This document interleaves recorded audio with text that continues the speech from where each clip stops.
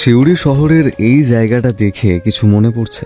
কোথায় গেল সেই ভিড়, সেই হাসি, সেই হাততালি? শহরের বুকে দাঁড়িয়ে থাকা বীরভূম সিনেমা হল যেন সেই প্রশ্নেরই নীরব উত্তর। স্কুল বাঙ্ক মেরে হোক বা অফিস ফাঁকি দিয়ে, তখন সিনেমা দেখার রোমাঞ্চ ছিল একেবারে অন্যরকম। প্রথম পোস্টার বের হলে বুকের ভেতরটা যেন ঢেউ তুলত উত্তেজনায়। তখন মোবাইল, স্টোরি বা রিলস ছিল না, ছিল দেওয়ালে দেওয়ালে রঙিন পোস্টার আর হলের সামনে মানুষের ভিড়।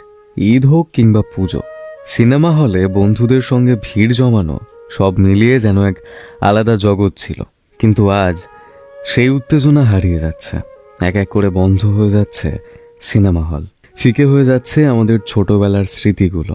তবে এখনো শহরের কোথাও একটা দুটো সিনেমা হল চোখে পড়লেও সেগুলোতেও আর আগের মতো মানুষের ঢল দেখা যায় না।